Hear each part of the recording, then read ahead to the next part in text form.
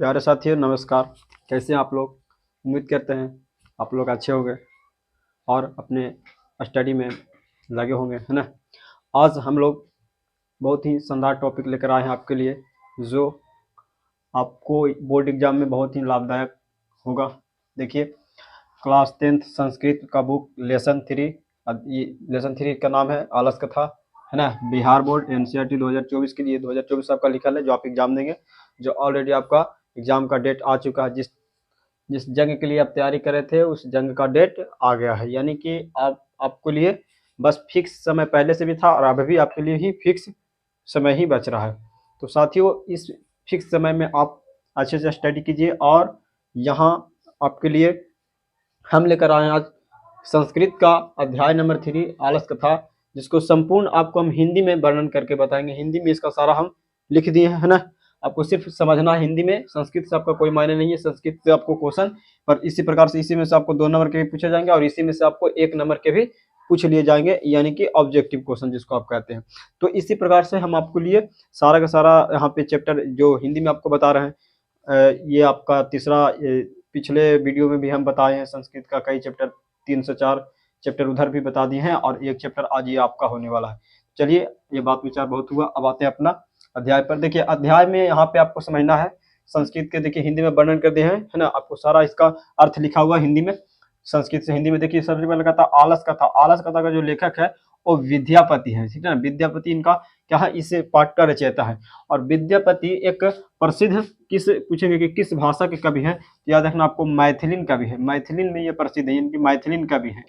विद्यापति कौन सी प्रसिद्ध कवि है, तो यहाँ से पूछा जाता है तो मैथिलीन कवि ऑब्जेक्टिव में पूछा जाता है कि किस भाषा में प्रसिद्ध कवि माने जाते हैं, तो मैथिलीन भाषा के कवि माने जाते हैं। ये जो आलस कथा पाठ के लेखक है विद्यापति। अब आपसे पूछेगा इसमें कि आलस कथा पाठ कहाँ से लिया गया है, तो आपको याद रखना पुरुष परीक्षा से लिया गया। किस परीक्षा से लिया गया है, तो याद रखना आपको पुरुष परीक्षा से ये चैप्टर आपका क्या है, संकलित है, यानी इस पुरुष परीक्षा से ये चैप्टर जो है लिया गया। मेरे दोस्त, यहाँ पे आपको समझना है कि इस पाठ में आलस के बारे में वर्णन किया है विद्यापति के द्वारा, और विद्यापति जो है ना वो मैथिलीन कवि हैं। और आपको इसी प्रकार हिंदी में सारा का सारा अर्थ बता देंगे, किस प्रकार से ऑब्जेक्टिव पूछेगा, किस प्रकार से 2 नंबर के क्वेश्चन पूछेंगे, इसी वीडियो में आपको हम बताने वाले हैं। तो आप सिर्फ ध्यान से यहाँ पे आप देखते रहिए। चलिए हम अपने स्टार्ट करते हैं अध्याय को। हम आपको किताब से नहीं बल्कि इसमें हम अर्थ ही लिख दिए, ताकि आपको यहाँ से आप एक बार स्क्रीनशॉट भी ले सकते हैं, ताकि पूरा का पूरा आपको सारांश आपके पास हो।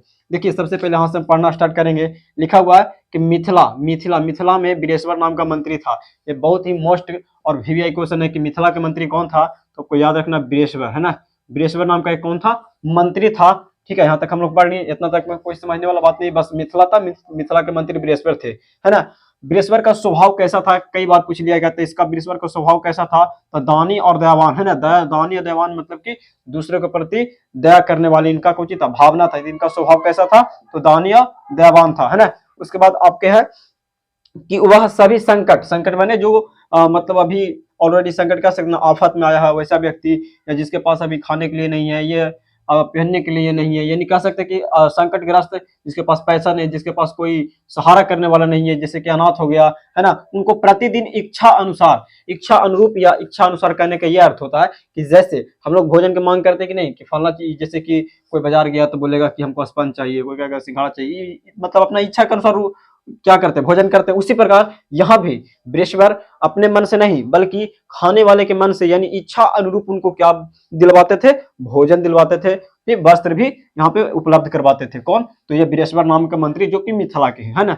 आगे पढ़ते हैं, कह रहा है कि वे आलसियों लोगों को भी अन्न मीन्स जो हम लोग खाते हैं, अन्न जिसको बोलते हैं, और वस्त्र देते थे। माने आलसी लोग हम उसको कहते हैं जो शरीर से पूरी तरह ठीक रहते हैं, तब पर भी अपना क्या करते हैं, काम नहीं करते, है ना, आलसपन दिखाते हैं, उसको हम आलसी कहते हैं। और आलसी लोगों को भी यहाँ पे अन्न और वस्त्र देते थे। कौन, तो मंत्री वीरेश्वर। आगे पढ़ते, देखिए लिखा गया है, क्योंकि अकर्मणियों में आलसियों को प्रथम गाना जाता है ना, गिना जाता है।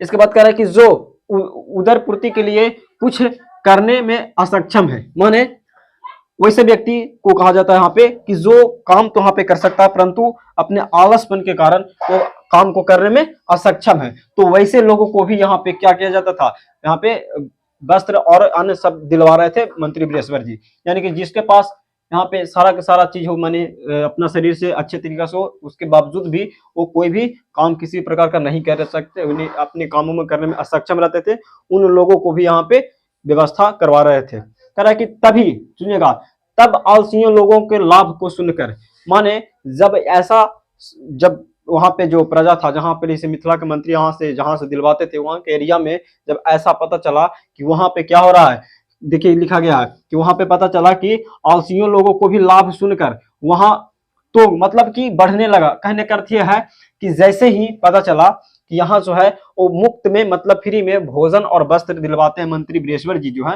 तो इन सभी को बातों को सुनकर वहां पे जो थे वो आलसियों की संख्या दिन प्रतिदिन एकदम वृद्धि होने लगी, मतलब बढ़ोतरी होने लगी। तो यहाँ पे क्या हुआ, जो सुनिएगा आगे, बढ़ने में उनके लोगों को जमा हो गए, माने यहाँ पे संख्या इनकी क्या होने लगी, बढ़ने लगी। माने जैसे ही आपको वहां पे कहने का अर्थ यह है कि जैसे ही पता चला कि यहाँ पे जो शरीर से असक्षम है, जिनका कोई सहारा नहीं है, जो संकटग्रस्त व्यक्ति हैं, वैसे लोग, या तो जो यहाँ पे आलस लोग हैं, वैसे लोग को भी यहाँ पे भोजन वस्त्र दिया जाता है। ऐसे सुनकर के सभी लोग कहा क्या करने लगे, आने लगे। देखिए एक कहावत कहा गया है, देखो लिखा गया यहाँ पे कि कहा गया है, क्या कहा गया है, तो कि सुविधाजनक, जहां पे सुविधा हो वहां उसको हम कहते हैं सुविधाजनक स्थिति को सुनकर, कहता है स्थिति से सभी लोग पसंद करते हैं।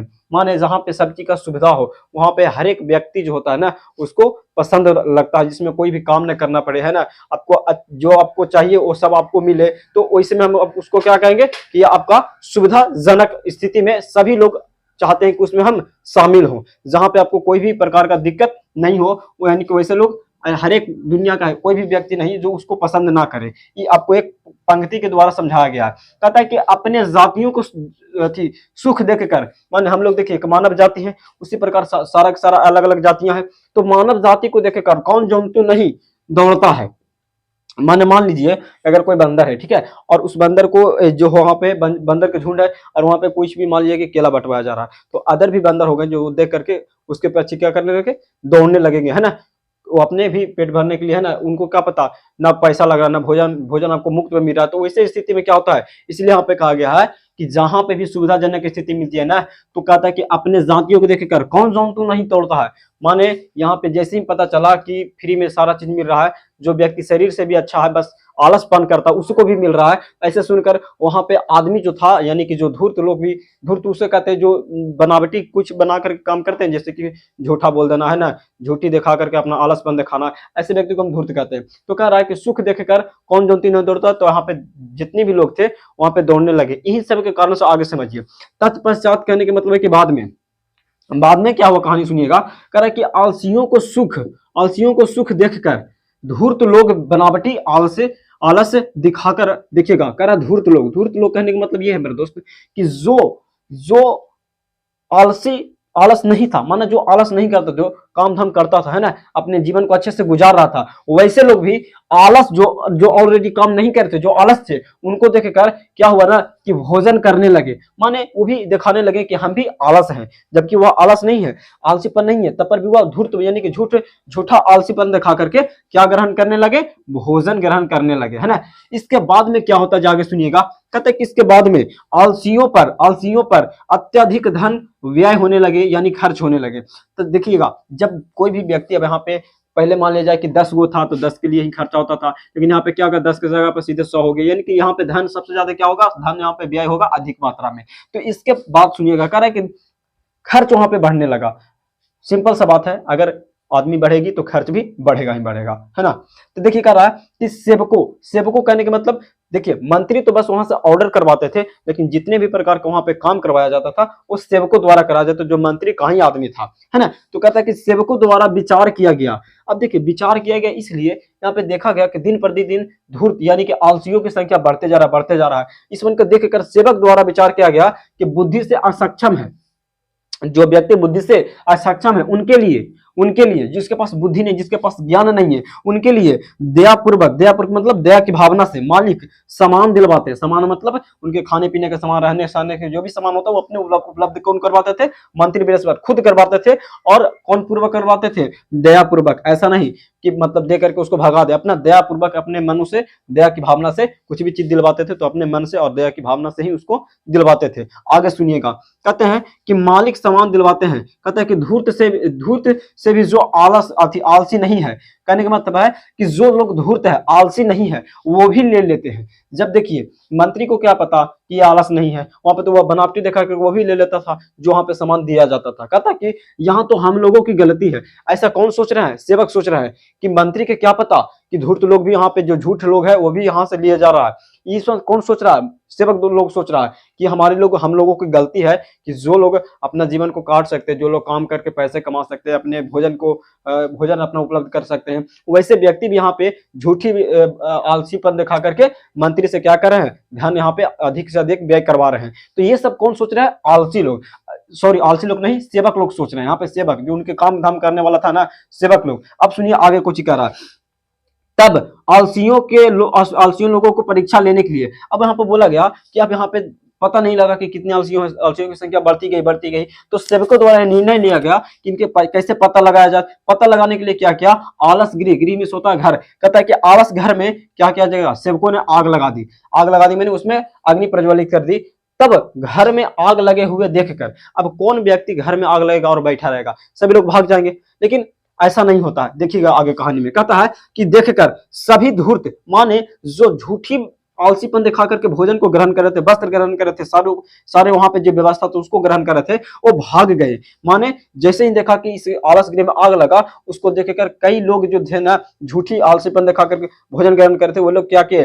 वहां से 9-2-11 हो गए, यानी कि भाग गए। इसके बाद कहते हैं इसके बाद कुछ आलसियों ने भी क्या किया? यहाँ पे भाग गया। जो थोड़ा बहुत आलसीपन था ना, वो भी भाग गया। पूरा आलसीपन तो नहीं भागा, लेकिन जो थोड़ा बहुत आलसीपन था वो भी भाग गया। परंतु उनमें से 4, याद रखेगा, बहुत ही मोस्ट यहाँ पे आपसे पूछा जाएगा ऑब्जेक्टिव कि वास्तविक आलसियों की संख्या कितनी थी, तो आपको 4 याद रखना है, ठीक है ना। देखो बोला गया कि 4 वास्तविक आलसियों, है ना, 4 वास्तविक आलसियों ने नहीं भागा। माने आग लगा हुआ है, उसके प्रति आग बढ़ते जा रहा है, परंतु वार्तालाप कर रहा है। बताइए, वहां पे आलस गृह में आग लगा दिया गया। आग वहां से ज्यादा ही ज्यादा, मतलब यहाँ पे उसका आग का बढ़ोतरी हो रहा था, ज्यादा से ज्यादा वहां पे आग को प्रज्वलित किया गया था। तो वहां पे आग तो रहा वो उनके ओर बढ़ रहा था, तब पर भी वार्तालाप कर रहे थे चारों आपस में, मतलब बातचीत कर रहे थे, सोए हुए थे। ऐसा नहीं कि वो 4 लोग थे वो भागे हुए नहीं। कह रहे कि पहला आलसी ने, देखिए सोते सोते ही बोल रहे हैं, पहला आलसी क्या बोल रहे हैं यहाँ पे सुनिएगा कि यह कोलाहल कैसी है। कोलाहल का अर्थ होता है कि हल्ला कैसी है ना। तो दूसरे ने क्या कहते, दूसरे आलसी ने, 4 आलसी थे तो पहला ने बोला, आपसे पूछा गया ऑब्जेक्टिव में भी कि पहला आलसी ने क्या बोले थे, तो ये कोलाहल कैसी हो रही है, यानी कोलाहल का अर्थ है कि यह हल्ला कैसी हो रही है। तो दूसरे ने जवाब क्या दिया सुनिएगा कि लगता है, सोना बोला कि लगता है कि घर में आग लगा है। दूसरे ने क्या अर्थ वहां से जवाब दिया, पहले के बात सुनकर दूसरे ने बोला कि देखिए लगता है ना कि इस घर में आग लगा है। तो तीसरे आलसी ने बोला, सोते सोते ही बोल रहा है कि कोई धार्मिक व्यक्ति नहीं है जो हम लोगों को क्या करे, कपड़े या तो फिर चटाई को भिगोकर मैंने भिंगाकर क्या करे, हम लोग को ढक दे, ताकि हम लोग जो हो ना वो आग से बच जाएं। ऐसा कौन सोच रहा है? तीसरा आलसी ने बोल रहा है। तो फिर चौथे में देखिए कमाल की बात बोलते हैं कि अरे, बोलते हैं क्या, चौथे ने क्या बोलते हैं, देखिए सुन ध्यान से, कहते हैं कि अरे बचाल किसको कहते हैं? जो ज्यादा बोलता है उसको हम बचाल कहते हैं। बहुत बोलता है, किनको बोल रहा है? ये जो आपस में 3 लोग बातें आ रहे उनको बोल रहा है। चौथे लोग उठ करके, मतलब सोते सोते ही मुंह निकाल करके बोल रहा है कि अरे बचाल, तुम लोग बहुत बोलता है, चुप क्यों नहीं रहते हो, माने चुप करा रहा है। ये तो अभ्यास सबसे खतरनाक था भाई। कह रहा है कि आग उनके ओर तेजी से बढ़ने लगा। यहाँ से आग जो था ना उनकी ओर तेजी से क्या करने लगा, बढ़ने लगा। सेवकों ने अब यहाँ से देखिएगा, सेवकों ने हत्या की भय से, हत्या मैंने ये सोचा सेवकों ने कि लगता है कि ये 4 लोग नहीं भागेंगे और इनका हत्या हो जाएगी, मृत्यु हो जाएगी, इनकी भय से यानी इनकी डर से चारों आलसियों को केस पकड़कर बाहर निकाला। यहाँ से आपको ऑब्जेक्टिव बहुत ही अच्छा पूछा जाता है कि चारों आलसियों को आलसगिरी से कैसे निकाला गया था, तो आपको याद रखिएगा केस पकड़ करके बाहर निकाला गया था, है ना। उसके बाद देखिए कहा गया है, ये सेवकों के द्वारा बहुत ही अच्छा बात बोला गया है कि स्त्रियों के कल्याण करने वाला, माना जीवन को कल्याण करने वाला उनके पति होता है ना। उसके बाद कह रहा है कि बच्चों की कल्याण करने वाला उनकी कौन होती है, माता होती है, और जो आलसी लोग होते हैं उनको कल्याण करने वाला सिर्फ एक ही लोग होता है, और वह दयालु व्यक्ति है ना, जो उनकी दया के जो यहाँ पे आलसियों के प्रति दया की भावना रखता है। कहता है कि पश्चात चारों आलसियों को पहले से भी अधिक वस्तुएं यहाँ पे दिलाई गई है ना, किनके द्वारा? मंत्री बृहस्पति ने उनको क्या किए, जितना उनको पहले देते थे धन दौलत उससे अधिक दिए। कब? जब उनको आलसियों के द्वारा जब यहाँ पे लाया गया और गृह से निकाल कर, तब मंत्री ने उनको क्या किए, अधिक से अधिक यहाँ पे आपको क्या उपलब्ध करवाए, वस्तुएं दिए, यानी कि पैसा जो भी कपड़ा लत्ता सारा चीज जो भी देते थे वो दिलाए। यहाँ पे इससे आपका कहानी इंड हो जाती है। तो आपको इस प्रकार से कुछ हिंदी का यहाँ पे सारांश था, है ना, सारांश था, और इसका आपको हम पूरा का पूरा हिंदी में बता दिए। संस्कृत से आपका कोई मायने है मेरा नहीं भाई। तो आपको यहाँ सिर्फ आपको यहाँ पे देखना क्या है ना, कि क्वेश्चन किस प्रकार से पूछा जा रहा है। तो आपको इस कहानी को सुन लेने के बाद बहुत सारा ऑब्जेक्टिव आपसे यहाँ से फाइंड हो जाएगा, क्लियर हो जाएगा, कोई दिक्कत होने वाली बात नहीं। आपको हिंदी में हम यहाँ पे प्रोवाइड करवा दिए, संस्कृत से आपका कोई संबंध नहीं है। और बहुत ही जल्द आपके लिए हम व्याकरण का भी टॉपिक लाएंगे ना, जो आपको बहुत ही लाभदायक टॉपिक होगा, जिससे आप देखकर आपको ज्यादा से ज्यादा बोर्ड एग्जाम में आपके लिए हेल्प होगा, है ना। हमारा काम ही आपके लिए मदद करना, हेल्प करना, है ना। आप इस सेशन को देखिए ध्यान से, तो आपको यह मालूम चलेगा कि इस अध्याय में से आपको कोई ऐसा ऑब्जेक्टिव नहीं जो आपसे नहीं बने, बस इस कहानी को अगर आप वास्तव में ध्यानपूर्वक सुन रहे हैं तब। अब मेरा दोस्त, ये हम कहानी को पूरा का पूरा आपको हिंदी में कर दिए। अब यहाँ से आपको कैसे भी क्वेश्चन पूछे, जैसे क्वेश्चन पूछ सकता है 2 नंबर में कि चारों आलसियों के वार्तालाप यानी बातचीत को समझाए। मेरा दोस्त यहाँ से बना देना है। पूछेगा कि बताइए आलस गृह में धन व्यय अधिक क्यों होने लगा, तो भाई आप यहाँ पे आसानी से बोल सकते हैं कि जब यहाँ पे आलसी को देखकर धूर्त लोग भी आलसीपन करने लगे, तो वहां पे आलस गृह में आलसियों की संख्या बढ़ने लगी। अतः यही कारण है ना कि वहां पे आलसी की संख्या जब बढ़ने लगी तो धन व्यय अधिक होने लगा। ऐसा आपको बना देना है अपनी भाषा में, आपको 2 नंबर मिल जाएंगे, कोई भी दिक्कत की बात नहीं है मेरा दोस्त। 16 में से आपको 16 आएगा, ये मेरा दावा है ना। बस आप हमारा सेशन को देखते जाइए। तो ये आपके लिए कुछ शानदार टॉपिक था, और इसमें हम आपके लिए अध्याय 1, अध्याय 2, अध्याय 3 आपके लिए आज हम अध्याय 3 भी कंप्लीट करवा दिए, और इसके बाद आपको सबसे पहले आपको कहानी प्रोवाइड करवा रहे हैं। इसी प्रकार आपको हम VBI 16 जो भी क्वेश्चन है 16-20 क्वेश्चन करवा देंगे, जो आपके लिए इंपॉर्टेंट होगा उसी में से आएगा, है ना। आपको वो भी करवाएंगे। अभी हम आपको सिर्फ कहानी प्रोवाइड कर रहे हैं, जिससे आपका ऑब्जेक्टिव आपको क्लियर होगा, है ना। जो भी ऑब्जेक्टिव पूछता है हिंदी में 40 से 45 को जो भी पूछेगा आपसे यहीं से बनेगा, यही सब हिंदी पूछेगा, है ना। पूछेगा आलसियों की संख्या कितनी है, मिथिला की मंत्री कौन थी, बताइए वीरेश्वर की स्वभाव कैसा था। यहाँ से पूछ लिया जाएगा कि बताइए आलस का पाठ के लेखक कौन है। विद्यापति, तो विद्यापति किस कवि में सुप्रसिद्ध कवि माना जाता है, तो मैथिलीन कवि है। ये चैप्टर किससे लिया गया है, किससे संकलित या किससे लिया गया है, तो पुरुष परीक्षा से लिया गया है। तो ये सब सारा चीज जो था ना, बहुत ही आनंददायक टॉपिक है, जो आपके लिए अच्छे, बहुत ही यहाँ पे देखिए, यहाँ पे बहुत ही आसानी तरीके से कहानी आपको याद हो जाएगा। बस अब 2 से 3 बार इसको अच्छे तरीके से पढ़ लीजिए, है ना। तो मेरे दोस्त, आज का सेशन हमारा होता है समाप्त, और तब तक के लिए हम आपसे अलविदा चाहते हैं, है ना, ताकि यहाँ पे अब हम अगले सेशन में आपसे मिलेंगे, जिसमें अगला लेक्चर लेकर आएंगे आपके लिए। संस्कृत के लिए बहुत ही बेस्ट होगा, और इसी प्रकार से हमारा आप वीडियो जो देख रहे हैं ना, वो आपके लिए बहुत ही लाभदायक है, और इसी प्रकार से शानदार लेक्चर के लिए मिलेंगे आपसे अगले बार में लेकर के आएंगे, है ना, संस्कृत का ही टॉपिक। तब तक के लिए मेरे दोस्त धन्यवाद।